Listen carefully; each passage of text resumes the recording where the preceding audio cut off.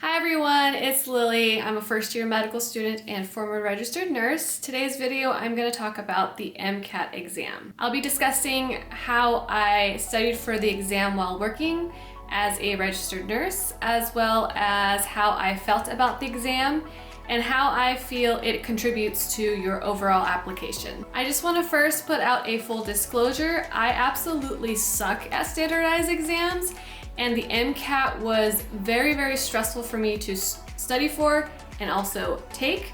So this is not a video for anyone who's trying to score in like the 98th percentile. I definitely did not score that high.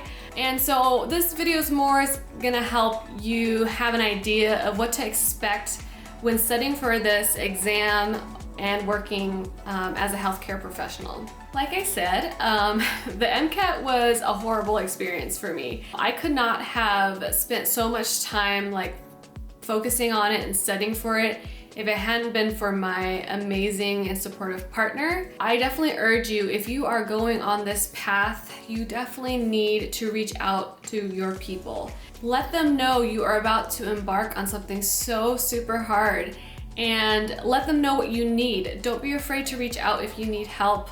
The first thing about the MCAT is I actually didn't even know where to start with studying for it. So I spent a lot of time and probably wasted a lot of time on pre-med forums like Reddit and SDN so that I can find an adequate studying time frame. Just because like I had no idea how was I gonna like go in and tackle this amount of information that I needed to know to prepare for the MCAT. So I spent a lot of time on these forums just to find a schedule that I can follow. If that is something that you're already on and doing, that might be a good way for you to find an idea of how to set up your MCAT studying schedule. If you already know what kind of schedule you want and are able to set it up on your own, then definitely do that, and then do your best to stick to that schedule. Don't be like me, where I like set up this entire schedule, and I think I only stuck to it for about 2 months, and then like stopped logging on it, and so I'll show you that. You can see that I started studying in November, and I was logging well up until like mid-December. Just stopped logging my studying. I don't suggest that for you all. If you can keep a good studying timeline and stick to it, that will just help you stay focused, and you can also put your work schedule in it so that you're able to know what to expect. Like, this is how much time I can allot to studying. So that's really important. My MCAT exam was scheduled for early May of 2019, and I started reviewing topics in November of 2018. That's like 6 or 7 months ahead of time.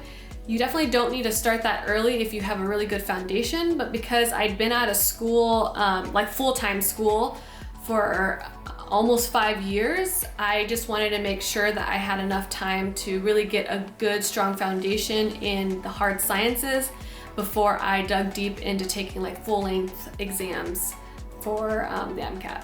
In March of 2019, I was still working full-time. No, I wasn't. I was working full-time up until March of 2019, so that was just a couple months before my exam.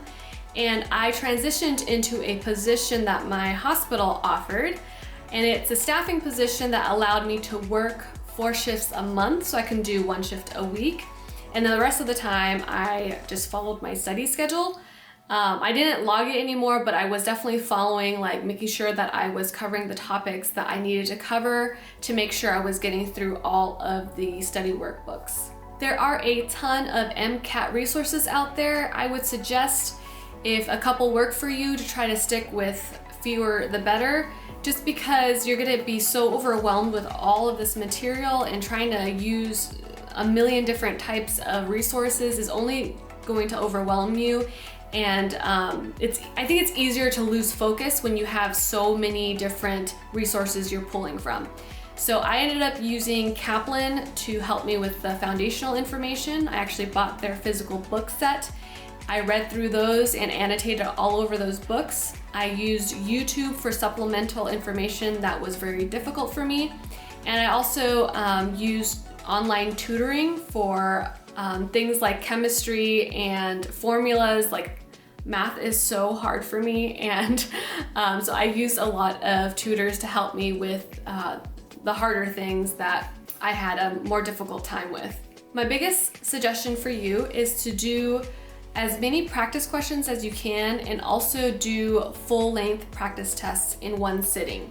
All of that will help prepare you to answer questions the way the MCAT and AAMC wants you to answer them. Having a strong foundational knowledge is very important, but you need to be able to apply that knowledge. That's why I think that taking practice tests and doing practice questions are so important to prepare for the MCAT.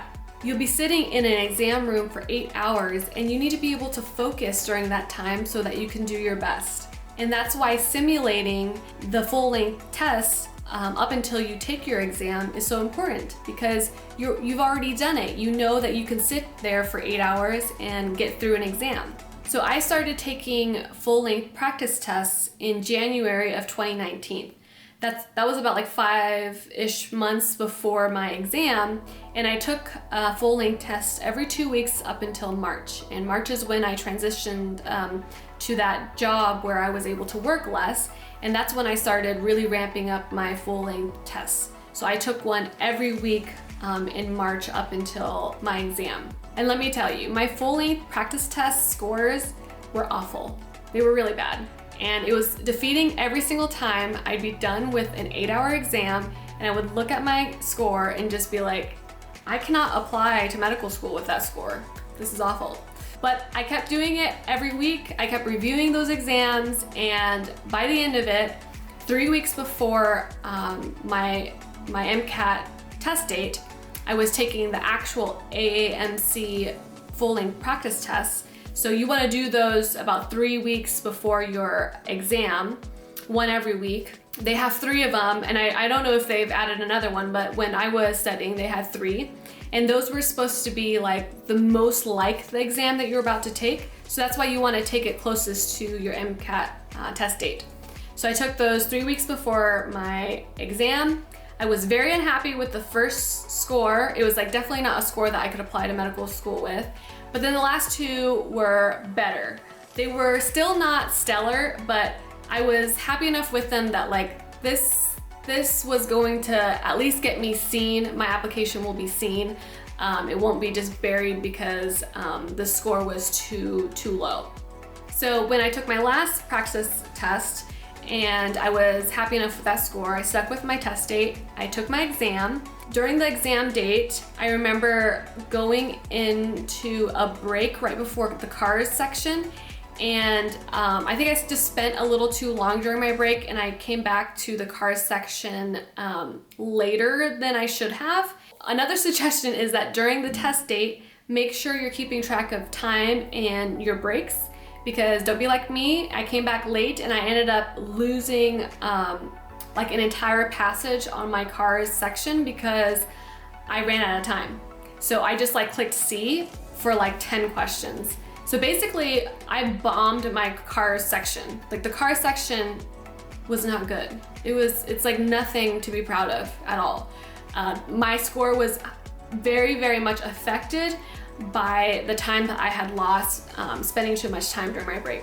After that experience, I just knew I didn't want to take the MCAT again. I was not gonna put myself through that again. I knew that the schools that I was applying to had a threshold that my score was above, so I was still going to throw out applications, and that's what I did. I knew that all of my prior clinical experience, my research experience, volunteering, and my work as a nurse could pull the weight of that MCAT score, so I didn't want to throw away like an application year just because I wasn't happy with my CARS score. That ultimately really brought down my overall score. I don't necessarily think that it was ever helpful for me to hear about other people's MCAT scores. It made me feel like I needed to be at a certain number before I could even apply, and you truly lose 100% of the shots that you don't take. So I didn't want to miss out just because I wasn't happy with my MCAT score. So what I'll tell you is my score was in the 102 to, or sorry, just kidding. My score was in the 502 to 506 range. So it wasn't as high as my last practice exam score before my test date, but it wasn't so low that it was below the cutoff to apply to medical school. So I was not going to throw away that opportunity to put in my application and hope for the best. I will share that during the time that I was applying, I had a couple of buddies who were also applying who had MCAT scores in the 98th percentile. They were on their second and third applications for medical school, which is insane to me. Like, I already am feeling like an imposter because my MCAT score was so low and theirs is in the 98th percentile, and they didn't get into medical school several times that they've applied. So that just goes to show how important all the other parts of your application is. You can't just think that because you have a stellar MCAT score, it's going to pull the weight of everything else in your application.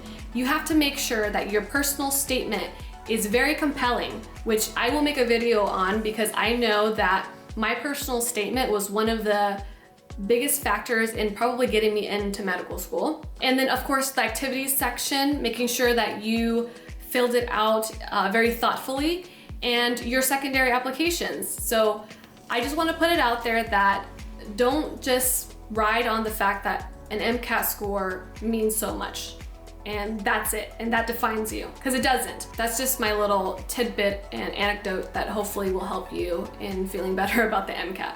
I also don't think that the MCAT is that great of a predictor in how successful you'll be in medical school.